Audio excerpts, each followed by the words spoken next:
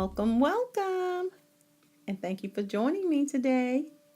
I am Dina, and this is Discussions with Dina. I invite you to join in this discussion by subscribing and leaving your comment below.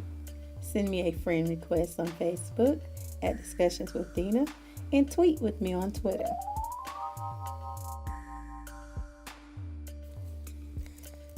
I wanted to speak about an article that I am currently reading. It's in regards to a woman that dies from brain-eating amoeba after using neti pot with filtered tap water. This really sent up a red flag for me because I remember a couple of months ago reading and post from Sister Nicole Ali where she had posted about, I think it was a male that had died from an amoeba. But this was very interesting. And I seen an article on USA Today, and there's also one in the Wall Street Journal. And it's just amazing to me, and it has me pondering, is our water supply safe? It says that the woman dies from brain-eating amoeba after using a neti pot. She was told by her doctor to rinse her sinuses twice daily to clear up a chronic sinus infection, and she died from the brain-eating amoeba. This woman was 69 from Seattle, and she was using tap water, filtered using a Brita water purifier and a neti pot, according to a report. After a month of clearing her sinuses with the non-sterile water, a quarter-sized red rash appeared on the right side of her nose. Her doctor told her it was rosacea and prescribed an ointment according to the report. The rash didn't clear, and she saw a dermatologist several times seeking answers, but biopsies didn't result in any definite diagnosis. A year after the rash developed, the woman had a seizure. At that time, a CT scan showed a half-inch lesion on her brain, and doctors performed surgery to remove the mass, which they say had unusual characteristics.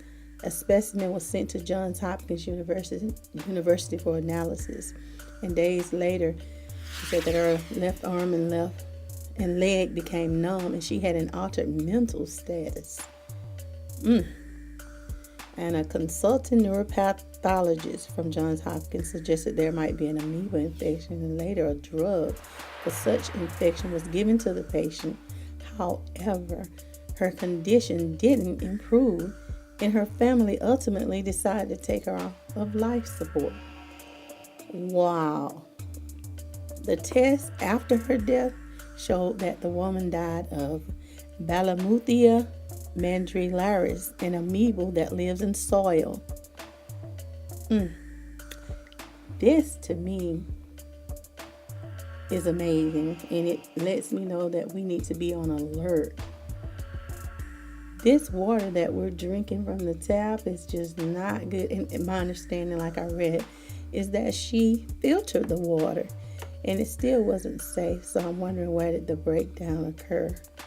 We need to check the water supply. Little is known about how people contract the amoeba and how to prevent it. Well, they pretty much said how she contracted it. This is scary. It's saying that around the world there are more than 200 cases of this. But I've been watching and listening.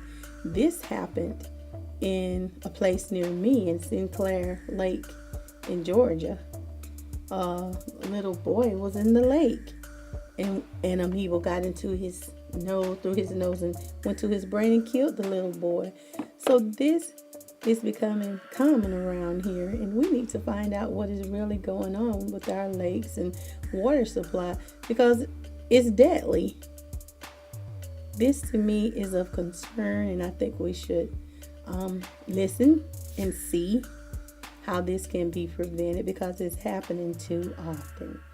I would like to know what you think about this. Leave me a comment, subscribe, and leave me a comment. Thank you for listening, and I'll see you next time on Discussions with Dina.